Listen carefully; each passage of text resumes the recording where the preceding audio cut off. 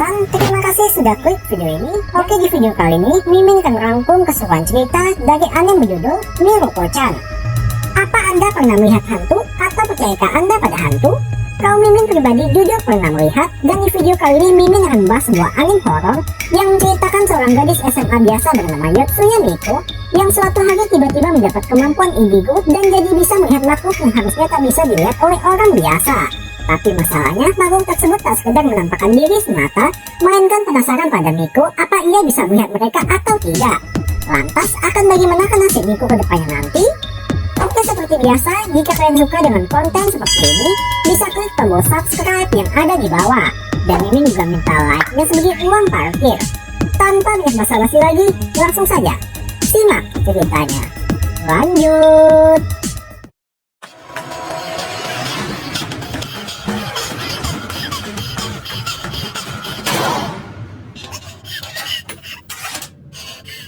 Di awal scene, kita akan melihat seorang wanita yang tengah ketakutan seperti habis dikejar sesuatu, dan saat mengira dirinya sudah aman dengan masuk ke sebuah apartemen, sang wanita kembali harus menghadapi masalah baru ketika semua lampu di rumahnya mendadak tidak berfungsi, diikuti dengan pintu kulkas yang tiba-tiba terbuka dengan sendirinya. Lalu dari sana pula muncul sepotong tangan berjalan merangkak keluar.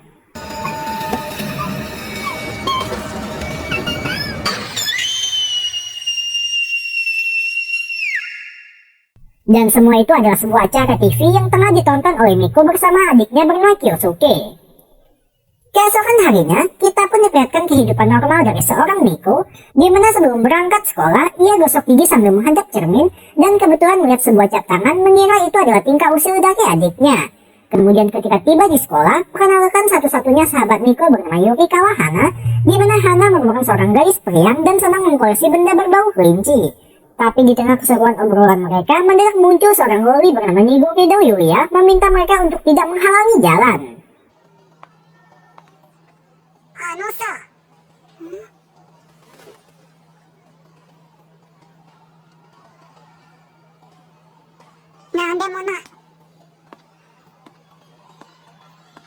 Seperti yang telah Mimin sebutkan di awal, Miko adalah seorang gadis biasa tak cermin dari segala aspek dari dirinya yang tidak terlalu menonjol.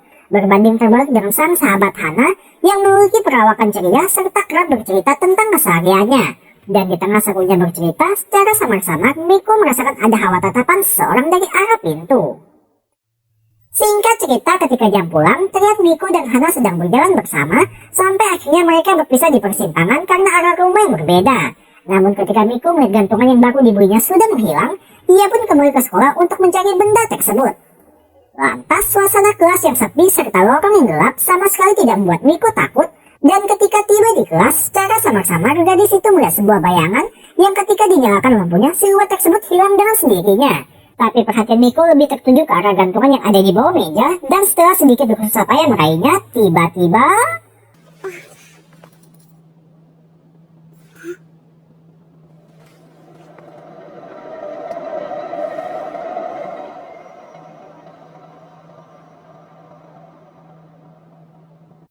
Sepulangnya dari sana, langit tiba-tiba turun hujan lebat dan membuat Miko yang sudah basah kuyup terpaksa berteduh di halte bus. Lalu ketika mengecek HP, ada satu pesan masuk dari Hana yang bertanya bagaimana keadaan dirinya. Dan Miko membalas dengan sebuah selfie, tapi yang aneh adalah Hana malah membalas chat dengan mengirimkan foto itu kembali.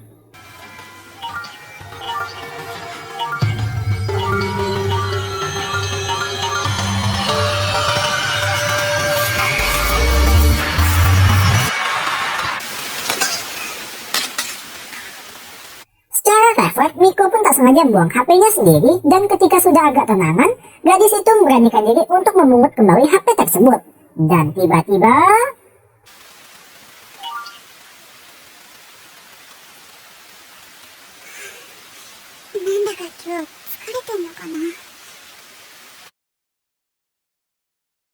Ya, akhirnya Miko pun secara langsung melihat sosok tinggi besar berdiri tepat di hadapannya, serta dengan tubuh gemetar, Miko berusaha untuk tenang pura-pura tidak melihat sosok tersebut.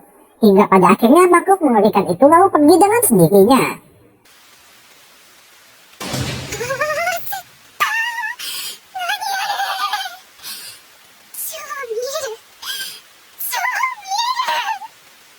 Ketika sang Sampai di rumah, Miko terpaksa harus tinggal seorang diri karena sang ibu belum pulang kerja serta adiknya menginap di rumah teman. Dan ketika gadis itu gosok gigi sebelum tidur, ia kembali melihat sebuah cap tangan di cermin, lalu berusaha positive thinking dengan mengira kalau itu adalah ulah adiknya. Tapi ketika berbalik habis berkumur, Miko pun akhirnya melihat secara langsung pelaku sebenarnya di balik cap tangan tersebut.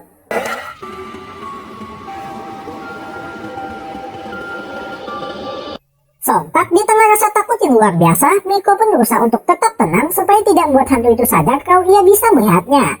Dan sebagai langkah pencegahan supaya hantu tadi tidak masuk ke kamarnya, Miko pun menaruh garam serta cermin di depan pintu guna membentengi diri akan kejadian supranatural. Tapi apakah hal tersebut benar-benar akan efektif?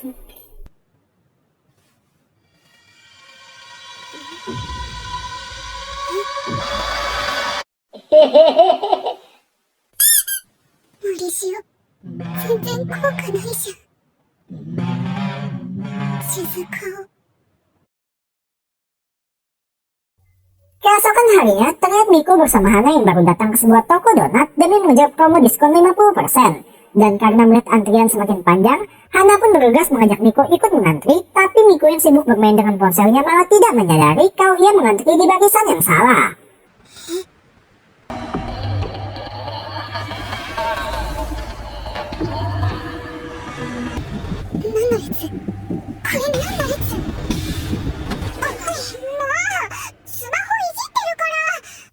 Beruntung di waktu yang tepat, Miko ditarik oleh Hana dan akhirnya membuat gadis itu baru menyadari kalau para hantu itu bukan mau mengantri donat, melainkan berbaris untuk dimakan oleh sosok yang lebih besar. Arigatou, Hana. Hontoni arigatou. Kemudian sebagai berjalan pulang, secara kebetulan mereka melihat sebuah kotak kardus yang rupanya berisikan seekor kucing buangan. Dan untuk sekilas, pikiran Miko akan hal-hal menyeramkan pun bisa sedikit teralihkan. Namun ternyata ketika kardus itu dibuka secara penuh, rupanya di dalam sana bersemayam sesosok makhluk menyeramkan. Lantas demi menemukan orang sekira mau merawat si kucing, Miko pun mempostingnya di forum jual beli dengan lokasi pertemuan di taman, berharap ada orang mau datang untuk mengadopsi kucing tersebut.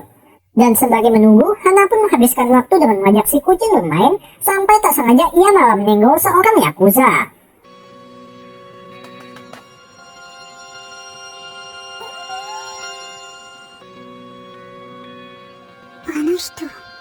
Di waktu bersamaan datang seorang pemuda tampan bernama Tono Zen yang rupanya bersedia merawat sang kucing.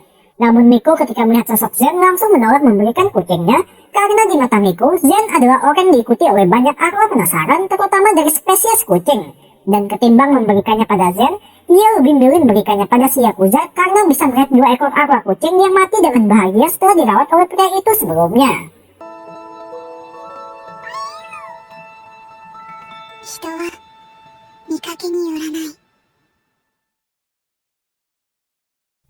Scene berpindah pada Miko sedang nongki di Starbucks, di mana ia tengah menunggu kedatangan Hana guna menemaninya membeli tasbih. Dan sebagai menunggu itulah, ia kebetulan melihat seorang pemuda tampan tengah diikuti oleh sesosok arwah penasaran. Pada awalnya, Miko yang kepo hanya diam memperhatikan, tapi si pria sebut saja Agus malah kegeeran mengira kalau Miko tertarik pada dirinya. Namun bukan itu masalah yang Miko khawatirkan, melainkan si sosok arwah yang cemburu kini berjalan menghampiri dirinya.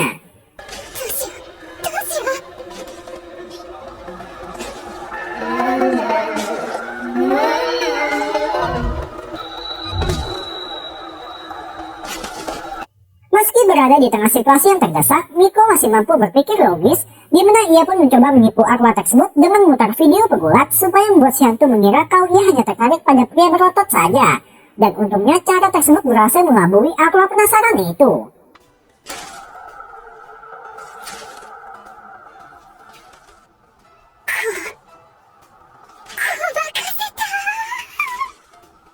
Tak lama setelahnya, Hana pun datang sehingga mereka lalu bergegas pergi. Dan bersamaan dengan itu, si Agus juga ketemuan dengan pacarnya yang ternyata lebih parah dari si Agus sendiri. Dan dari sini, kalimat jodoh adalah cerminan diri sendiri terbukti benar adanya. Singkat cerita, setelah membeli tasbih, Miko pun bisa sedikit tenang berharap ia tak akan lagi mendapat gangguan. Sedangkan Hana membeli sebuah boneka kelinci karena menurutnya benda tersebut dirasa lucu.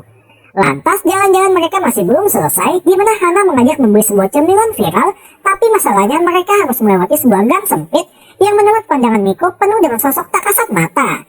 Dan ketika Miko berjalan masuk, semua sosok di sana mendadak melipir ke pinggir, membuktikan kalau Tasbih itu benar-benar ampuh. Tapi tiba-tiba,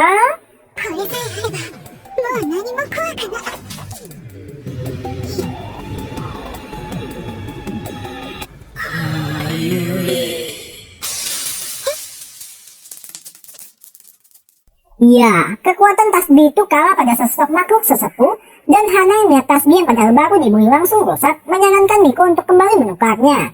Namun Miko yang enggan kembali melewati makhluk seram itu tentu menolak tawaran tersebut.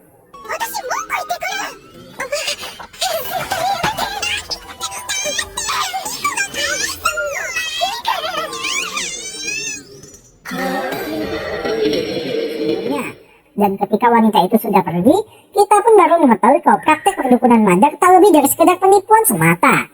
Namun tak lama datang Miko bersama Hana bermaksud membeli tasbih padanya, dan Madar yang masih dengan sikap curangnya berniat menjual tasbih abal-abal pada mereka.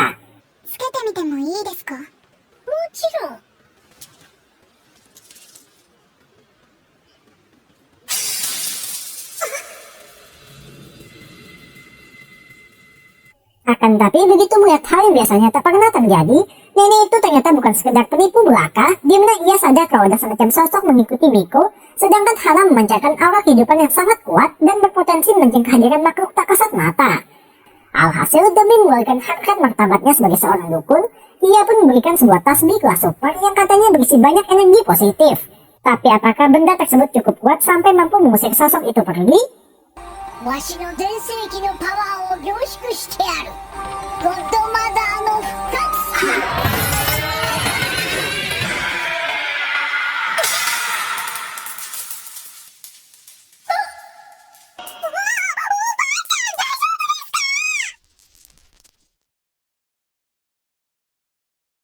Pada cerita selanjutnya, fokus karakter berpindah pada Yulia, di mana ternyata gadis itu juga merupakan seorang indigo, serta bisa melihat hal-hal tak kasat mata sejak dini. Dan berkat kelebihan itulah, ia pun menetapkan tujuan hidupnya adalah ingin menjadi seorang cenayang supaya bisa terkenal. Dan demi mewujudkan impiannya itu, pertama-tama Yulia pun minta Madar menjadikannya sebagai murid. Akan tetapi si nenek dukun yang hanya mau agar Yulia dapat segera pergi kalau memberikannya sebuah tasbih.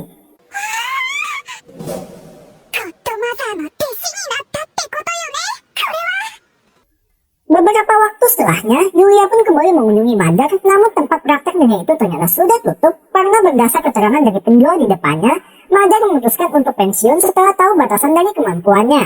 Dan pedagang itu juga menunjuk Miko serta Hana yang kebetulan lewat sebagai pelanggan terakhir dari Madar. Untuk sekilas, Yulia pun tak percaya dengan apa yang sebenarnya telah mereka lakukan sampai membuat Madar jadi pensiun. Namun ketika melihat Miko menghentikan langkah Hana yang hendak akan menabrak hantu, ia pun penasaran dengan siapa sosok Miko sebenarnya.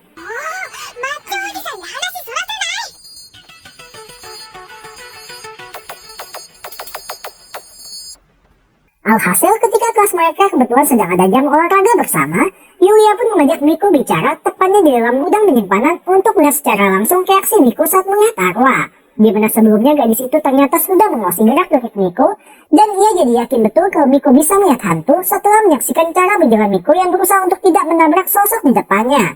Serta hantu kecil itu ternyata juga sengaja dipancing oleh Yulia menggunakan tutup botol.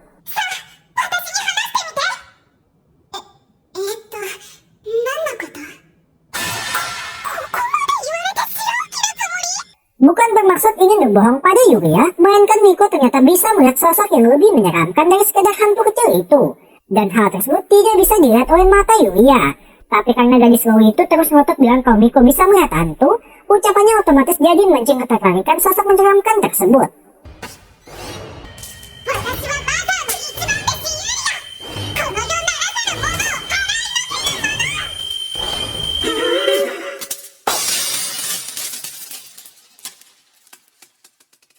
Sontak, Yulia yang syok melihat tasbih pemberian Madar bisa sampai rusak, mengira kalau kekuatan Miko jauh lebih hebat dibanding dirinya.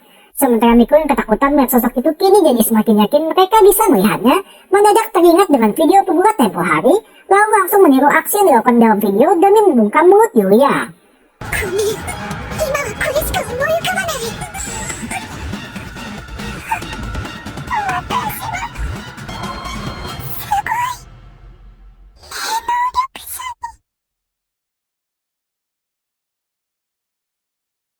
Ketika sadar, Yulia sudah berada di UKS dengan Miko sedang duduk di sampingnya. Dan mengetahui Yulia tidak bisa melihat sosok berbahaya, Miko pun menyarankan agar mulai sekarang Yulia harus berpura-pura tidak melihat mereka. Namun Yulia yang masih ketakutan atas kejadian sebelumnya malah salah mengartikan saran tersebut sebagai ancaman untuk dirinya.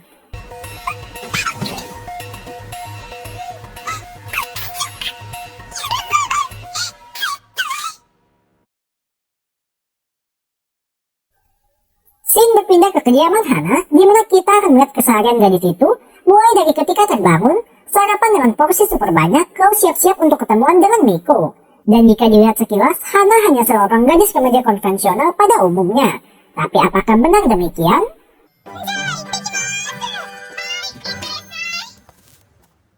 Sembari berjalan menuju lokasi ketemuan, Hana pun harus melewati rumah tetangga yang di sana ada seekor dogi yang tak henti-hentinya menggonggong ke arah dirinya. Di mana menurut penuturan Hana, anjing tersebut biasanya tidak bersikap galak seperti itu. Karena ternyata di mata si anjing, ia bisa melihat ada sosok mengerikan tengah mengikuti Hana. Diceritakan sebelumnya, sosok itu adalah arwah jahat yang kebetulan dilihat oleh Miko kemarin ketika sedang berjalan pulang bersama. Dan meski sudah berjalan menghindarinya, tapi ternyata sosok itu diam-diam mengikuti Hana karena terpancar oleh aura kehidupan yang terpancar keluar dari tubuhnya. Dan aura tersebut bukan mau dihisap atau dimakan, melainkan dijadikan seperti api untuk memanggang hantu yang lebih kecil.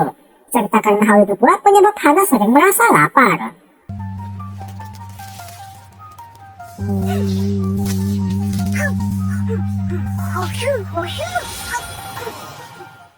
Kemudian sembari berjalan, tak sengaja Hana melihat seorang bocah tengah menangis, di mana ketika dihampiri, anak tersebut mengaku anjingnya terlepas lalu masuk ke sebuah gedung terbengkalai yang dikenal sangat angker.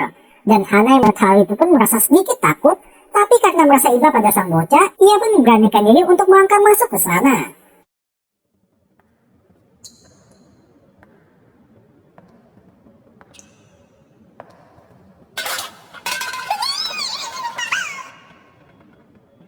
Lantas begitu sudah berada di dalam, Hana pun berimprovisasi guna mengalihkan ketakutannya dengan bernyanyi, tapi suara nyanyiannya justru memancing keluar semua makhluk mengerikan serta diikuti dengan bunyi kerasak kerusuk dari ujung ruangan. Dan tiba-tiba...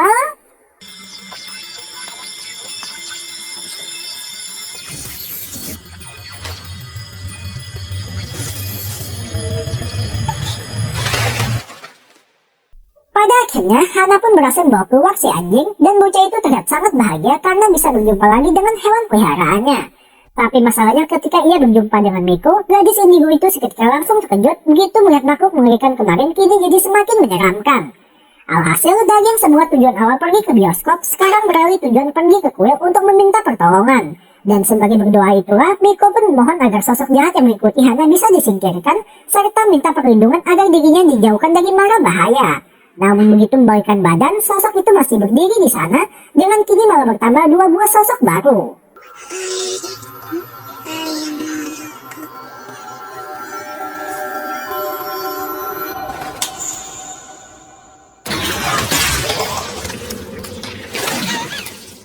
Akan tetapi, ternyata 2 buah sosok kecil itu adalah pelayan utusan dewa yang ditugaskan untuk membasmi sosok tersebut. Sehingga terjadilah pertarungan sengit yang hanya bisa disaksikan oleh Miko seorang, sementara Hana yang tidak bisa melihatnya tentu tidak merasakan apa-apa.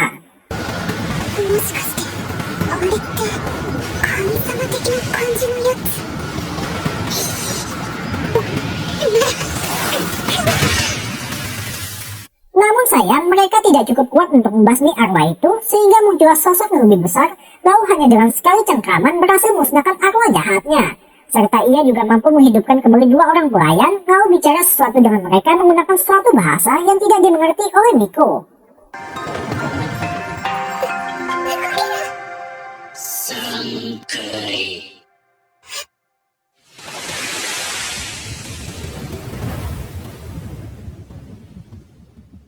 Entah apa maksud dari perkataan 3 kali barusan, tapi setidaknya untuk sekarang mereka berhasil selamat. Setelah kejadian itu, terlihat Hana tengah menunjukkan sebuah kamera polaroid yang baru dibelinya, dimana karena foto yang ia ambil saat di kuil kemarin mendapat banyak like dan komentar, Hana pun mengira kalau dirinya mempunyai bakat terpendam dalam fotografi. Padahal foto yang terlihat di mata Miko adalah gambar dengan latar belakang menyeramkan, mana lagi Hana adalah orang yang dapat menarik perhatian makhluk halus mendekat ke arahnya. Tapi di tengah percakapan mereka, mendadak muncul Yulia ikut nimbrung ke dalam obrolan, di mana gadis itu tiba-tiba mendukung Hana serta mengajak mereka pergi ke lokasi yang ia sarankan demi bisa mendapat hasil foto yang bagus. Padahal sebenarnya Yulia hanya ingin melihat secara langsung kemampuan seorang Miko yang mampu membuat gurunya sampai pensiun.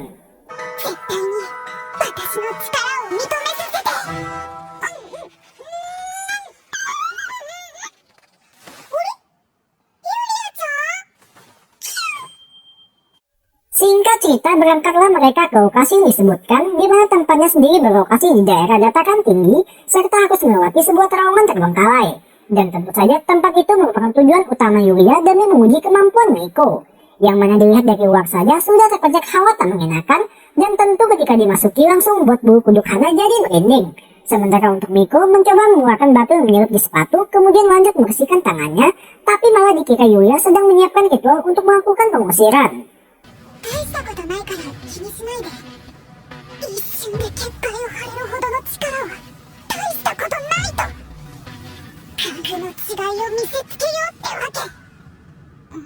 Benar saja, tak butuh waktu lama, mulai bermunculan beberapa sosok menyeramkan sampai berkumpul hampir menjadi sebuah pasukan. Tapi semua itu masih belum apa-apa dibandingkan sesosok makhluk berjalan kayang dengan sebuah drum di atasnya.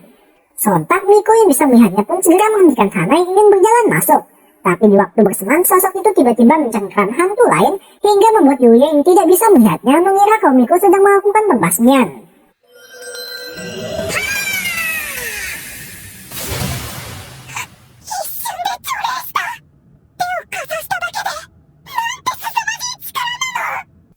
Seakan tak mau kalah, Yulia pun ikut menunjukkan kemampuannya dengan berniat melakukan pengusiran pada hantu kecil. Namun lagi-lagi sosok mengerikan itu membantai habis hantu di sekitarnya dan semakin membuat Yulia jadi salah paham menyangka kalau semua itu adalah ulah Miko.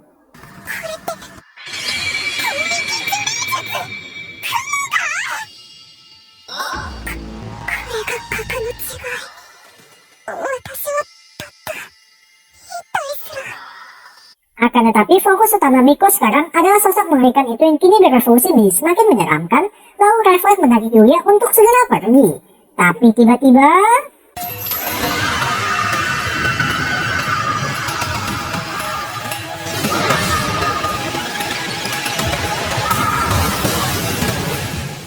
tak diduga muncul dua sosok pelayan dewa sebelumnya dan hanya dengan sekali serangan berhasil mengusir sosok itu pergi. Serta mereka juga memberikan kode pada Miko berupa jari telunjuk, kemudian menghilang begitu saja. Scene berpindah pada Miko bersama adiknya yang sedang belanja bersama, di mana berhubung sang ibu sebentar lagi akan berulang tahun, maka mereka berniat mencarikan hadiah yang sekiranya cocok untuknya. Dan sebagai seorang wanita, Miko pun menyarankan sebuah pakaian, lalu disuruh mencobanya di ruang ganti oleh Kyosuke, sebab ia dan sang ibu memiliki postur tubuh yang hampir sama.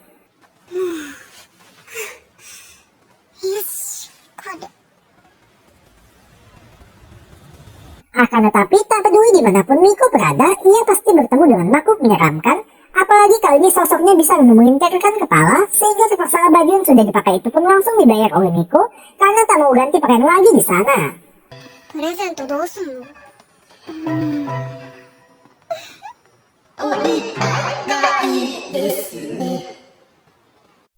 Kemudian ketika berada di kereta untuk pulang, terlihat Kyosuke sendiri sudah molor dengan bahu Miko kini menjadi sandaran untuknya. Namun di tengah situasi yang tenang, lagi-lagi muncul sesosok arwah menyeramkan berjalan sambil membawa sebuah kapak, lalu menebas satu persatu semua penumpang yang duduk di sana. Di mana meski kapak tersebut hanya menembus tubuh mereka, tapi siapa yang tahu apa yang akan terjadi apabila sampai menebas Miko yang notabene adalah seorang indigo. Dan ketika ada seorang penumpang tiba-tiba berdiri, sosok tersebut langsung menghampiri lalu menebasnya, sehingga membuat Miko pun jadi tak berani untuk pindah.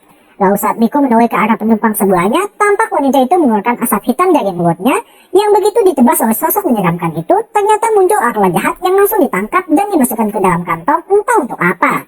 Tapi Miko pun tak peduli lagi akan hal tersebut, karena sosok itu sekarang berdiri tepat di hadapannya.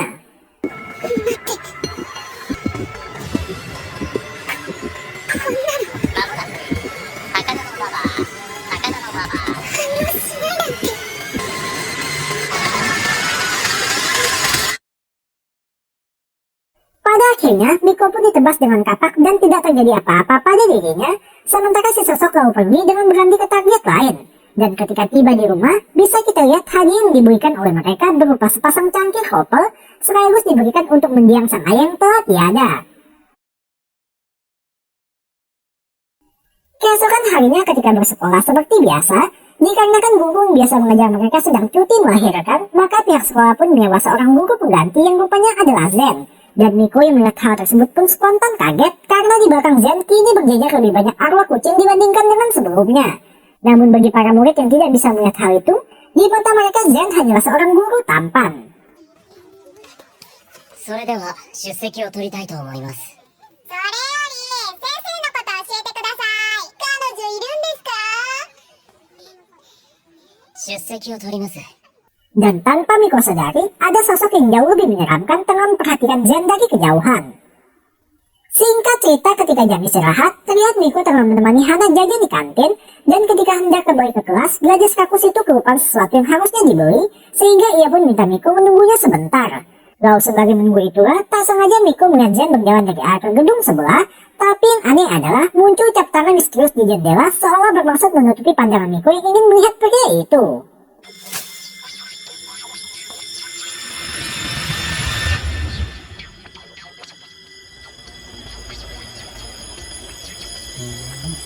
Secara refleks, Miko pun langsung berlari ke dalam toilet, di mana feelingnya sebagai seorang indigo paham betul kalau makhluk itu sangat berbahaya.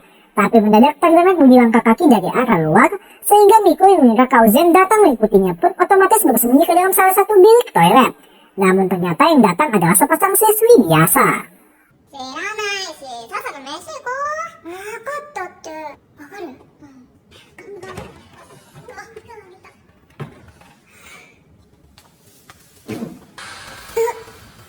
Sial bagi Miko karena ia yang tak sengaja kaget membuat hantu penunggu toilet itu jadi curiga apa Miko jangan-jangan bisa melihatnya.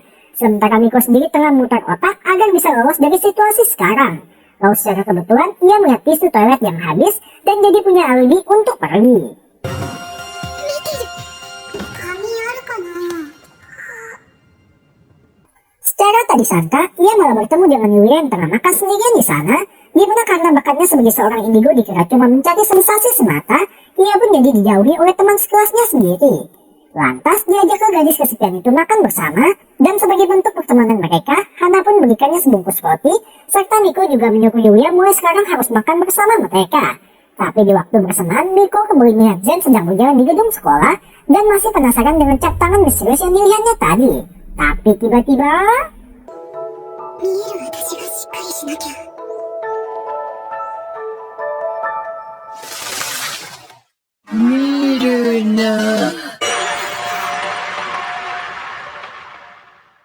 Ya, Miko tiba-tiba mendapat sebuah peringatan langsung dari sosok tersebut, sehingga Miko yang ketakutan pun tak bisa lagi membendung air matanya. Lantas, siapakah sebenarnya sosok tersebut dan apa kaitannya dengan Zen? Sedikit info mengenai Zen, pemuda satu ini tinggal seorang diri di sebuah apartemen, di mana Zen sendiri bisa dibilang seseorang yang cukup tertutup terhadap orang sekitar. Terlihat dari sikapnya yang seperti ingin mengakhiri pembicaraan dengan sang tetangga, meski berbaik hati datang untuk membagikannya makanan. Dan parahnya lagi ketika masuk ke dalam, makanan tersebut langsung dibuang begitu saja. Rahasia apakah yang sebenarnya ada di balik sosok Zen ini?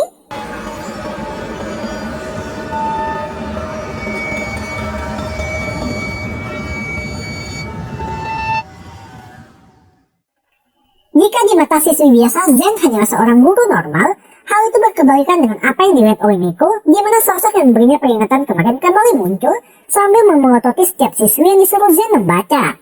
Mana lagi gerombolan arwah kucing masih saja mengikutinya dari belakang, dan Miko juga melihat sebuah pemandangan di luar nalar ketika sosok menyeramkan itu bisa masuk ke dalam tubuh Zen.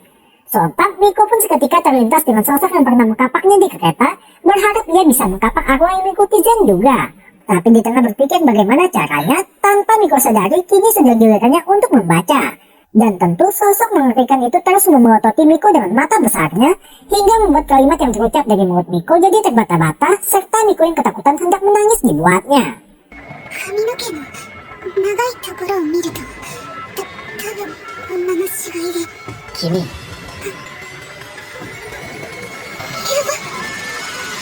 どうかし。Beruntung di waktu yang tepat, Miko diselamatkan oleh suara perut keroncongan dari Hana, sehingga ia pun jadi bisa izin membawa sahabatnya pergi ke UKS. Dan Zen yang melihat tingkah aneh dari Miko mulai penasaran padanya. Singkat cerita, ketika pulang, terlihat Miko dan Hana tengah duduk di taman bermaksud merilekskan pikiran dengan melihat anak-anak bermain. Tapi pikiran Miko sendiri masih terbayang dengan kejadian tadi pagi, penasaran pada sosok apa yang sebenarnya mengikuti Zen. Dan Hana yang sadar sahabatnya sedang mokong pun meminta Miko untuk curhat padanya. Namun tentu Miko tak bisa mengutarakan keluh kesahnya, dan demi membuat Hana tidak merasa khawatir, ia pun ikut mencoba menikmati suasana taman dengan melambaikan tangan pada seorang bocah.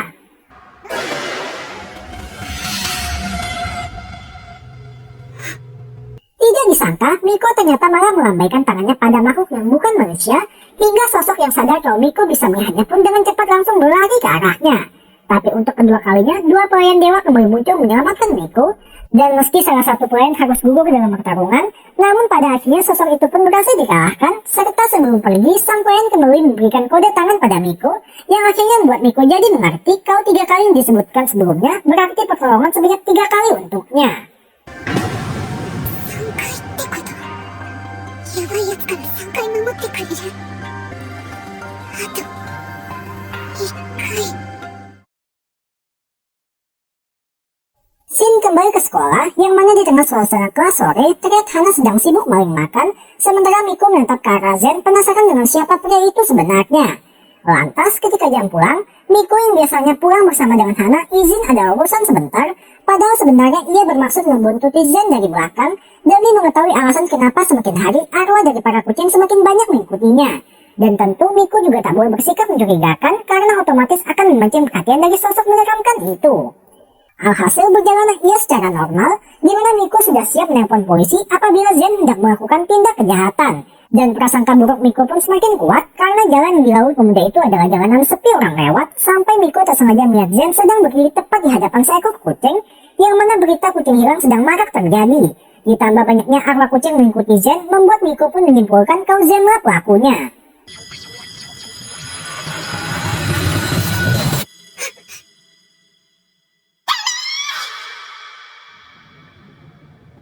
Tanpa pikir panjang, Miko pun langsung menghentikan aksi Zen, sekaligus membuat Zen jadi ingat kalau Miko adalah gadis yang pernah menolak untuk memberikan kucing padanya dulu. Akan tetapi ketika ditanyai alasannya, Miko yang terlanjur ketakutan pun langsung kabur sambil membawa kucing itu pergi bersamanya. Sontak sambil berlari tergesa-gesa, Miko pun sadar kalau ia bisa saja menelpon polisi saat Zen tengah melakukan tindak kejahatan. Tapi hati nuraninya tak tega apabila harus sampai mengorbankan nyawa kucing tersebut. Namun sial, pelarian Miko harus gagal karena jatuh tersandung, dan begitu membalikkan badan sudah berdiri Zen tepat di belakangnya. Dan tiba-tiba...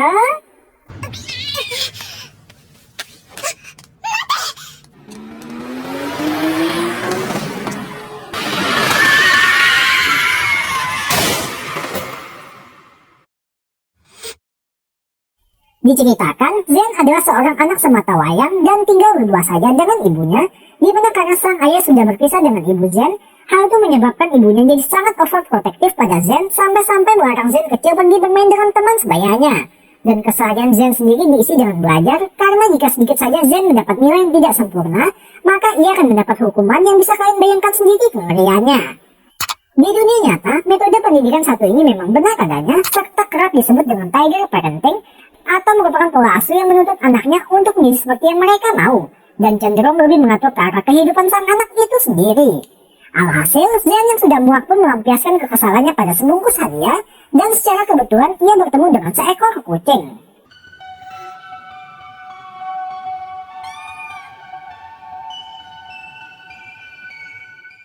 Bukan mengganti objek pelampiasannya ke makhluk hidup, Zen kecil justru diam-diam bawa kucing itu pulang ke rumahnya, di mana tanpa sepengetahuan sang ibu, kucing itu menjadi teman bermain sekaligus tempat curhat Zen dikala sedih. Akan tapi kebahagiaan tersebut tidak berlangsung lama, sebab ketika Zen pulang sekolah, betapa terkejutnya ia ketika melihat bercak darah di rumah si kucing yang ternyata sudah dihabisi oleh ibunya sendiri. 裏切り者。あなたの母さんの言うことだけ聞いて、母さんのこと大切にして。約束よ。全部。 Dan akhirnya terjawablah sudah rasa penasaran Miko selama ini kenapa banyak roh kucing mengikutinya. Yang mana Zen rupanya sengaja menuruti tempat sepi untuk berpatroli. Tapi kadang yang ditemukannya hanyalah kucing yang setengah sekarat atau sudah mati. Kemudian perkenalkan juga satu-satunya sahabat Zen bernama Satoru, di mana ia menjalankan usaha klinik hewan, dan kucing yang ditemukan Zen kerap diserahkan pada Satoru untuk mencarikan orang yang bersedia mengadopsinya. Dan menurut pengakuan Satoru yang merupakan sahabat Zen sedari kecil, mungkin karena trauma dari sang ibu, penyebab utama Zen tidak pernah memelihara kucing lagi. ほんと怖いおふくろさんでさ、俺も近づくなとか見るなとかよく言われたよ。見るな。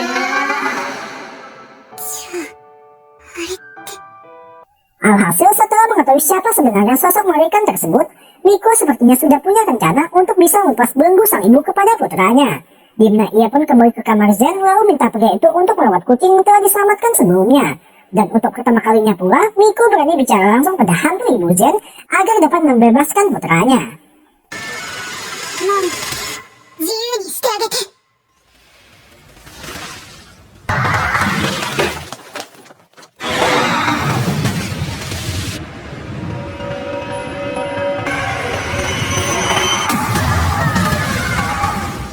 Pada akhirnya, bantuan terakhir Miko pun digunakan untuk melawan hantu ibu Zen. Namun sayang tidak dijelaskan bagaimana rincian pertarungannya karena adegan hanya menampilkan ibu Zen yang sudah hampir kalah lalu di fatality oleh dua sosok wayang dewa yang sudah bersimbah darah. Dan ketika tugas mereka sudah selesai, kedua utusan itu seperti bicara sesuatu yang tidak dimengerti oleh Miko, kemudian menghilang begitu saja. Akan tetapi di mata Zen yang tidak bisa melihatnya, tentu menganggap Miko sebagai seorang gadis aneh. やっぱり変な子だな。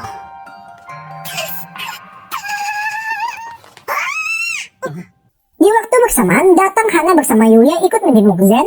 Namun bukannya datang untuk melihat orang sakit, Hana justru menceramahi gurunya sendiri agar kedepannya dapat lebih berhati-hati. Dan Zen hanya merespon dengan bilang kalau mereka tidak perlu khawatir karena sedari awal luka tersebut merupakan kesalahannya sendiri. Tapi fokus utama Miko serta Yuya lebih tertuju kepada arwah kucing yang sebelumnya menghantui Zen, kini perlahan mulai menghilang.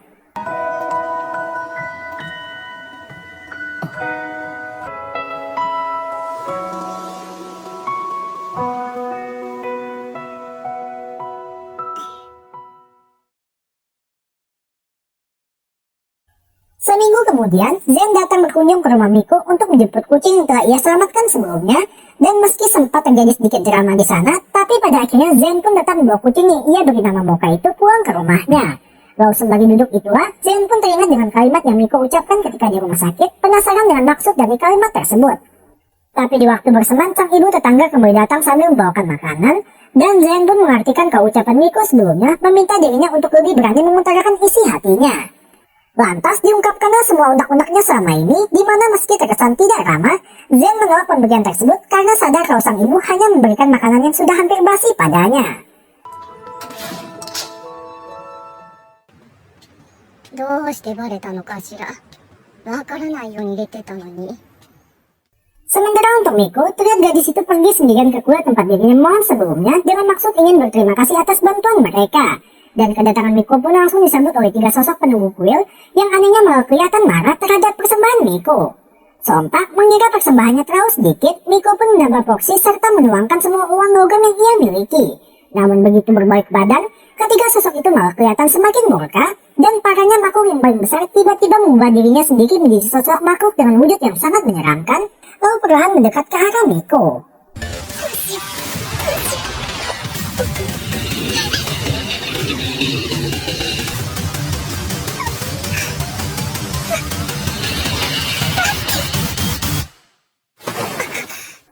Tapi semua itu hanyalah sekedar mimpi atau bisa jadi sebuah peringatan kepada Miko. Scene akhir menampilkan si nenek dukun mendadak mendapat sebuah kiriman berupa foto Hana serta Miko yang tengah selfie di kuil sebelumnya.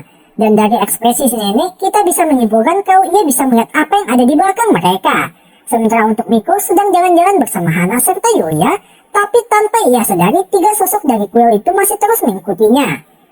Tamat. Ending yang sangat menggantungkan. Oke minasan, cukup sekian dari cerita dari anime berjudul Miruko-chan kali ini. Pasti banyak dari kalian yang penasaran siapa dan apa yang sebenarnya diinginkan oleh 3 sosok pelindung Miko itu.